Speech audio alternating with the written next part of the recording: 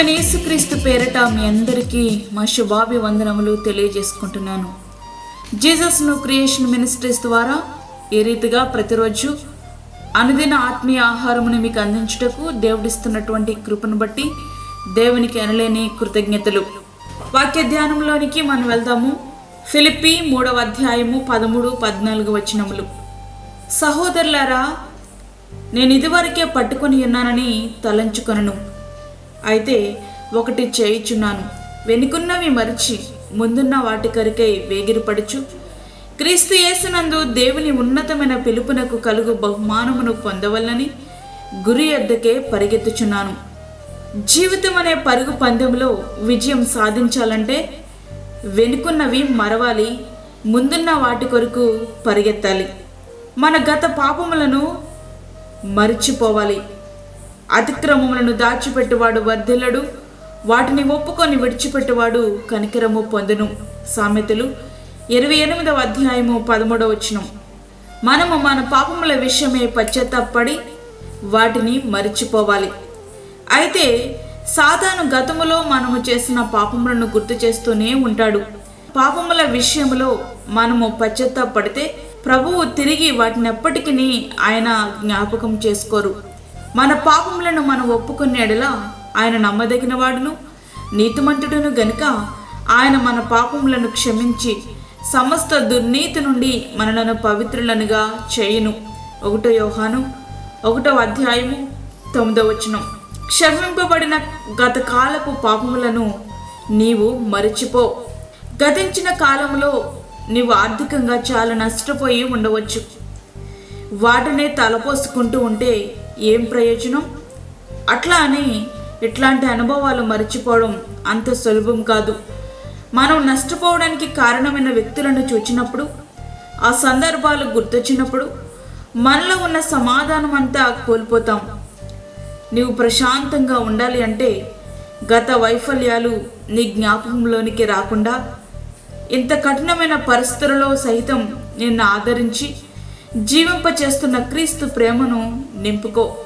ఆ దివ్యమైన ప్రేమ ముందు గత వైఫల్యాలేమీ నిలువలేవు. గత సంవత్సరంలో ఎవరైనా నిన్ను నిరాశపరిచారా? మరిచిపో.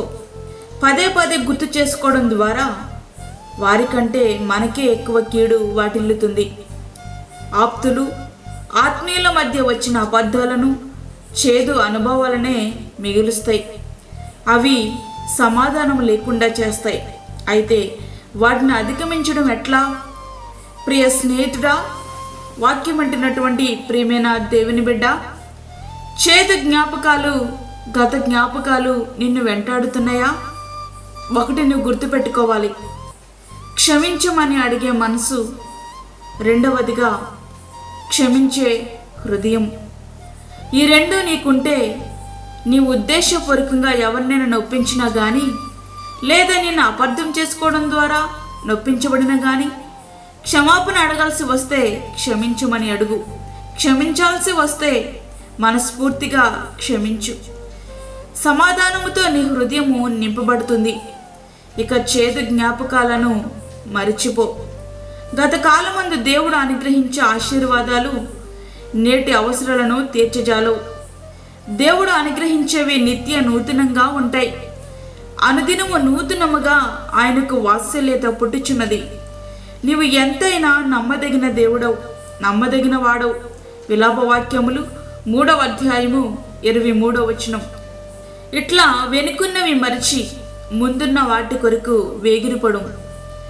విశ్వాసమునకు కర్తయు దాన్ని కొనసాగించేవాడినైనా యేసు వైపు చూస్తూ మన ఎదుట ఉంచబడిన పందెములో ఓపికతో పరిగెత్తుదము.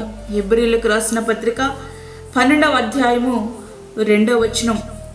వెనుకున్నవి మరిచి ముందున్న వాటి కొరకే వేగిరపడుచు క్రీస్తు యేసునందు దేవుని ఉన్నతమైన పిలుపునకు కలుగు బహుమానమును పొందవలనని గురి యొద్దకే పరిగెత్తుదుము. ఆ రీతిగా మనము నూతన సంవత్సరంలో మన జీవితాలు సిద్ధపరచుకుందాం. వెనుకున్నవి మరిచి ముందున్న వాటి కొరకై వేగిరపడదాం. అట్టి కృప ధన్యత దేవుడు మనకు అనుగ్రహించునుగాక. ఆమేన్. వాక్యం విన్నటువంటి ప్రియమైన దేవుని బిడ్డలారా, ప్రార్థనలో ఏకీభవించండి. పరిశుద్ధమైన తండ్రి, ప్రేమగల యేసు ప్రభువా, నీ ప్రేమగల పాదములకు లెక్కలేని స్తుతి స్తోత్రములు చెల్లించుకొంచున్నాను. మా జీవితంలో మరి యొక్క నూతన దినాన్ని మాకు అనుగ్రహించారు, నీకు వందనాలు. ఈ దినమంతటికి కావలసిన నీ కృపను మాకు దయచేయండి. నీ సన్నిధిని మీరు మాతో ఉంచండి ప్రభువా, నీకు స్తోత్రములు. ప్రార్థనలు ఏకీభవిస్తున్న ప్రతి ఒక్క బిడ్డను మీరు దర్శించండి.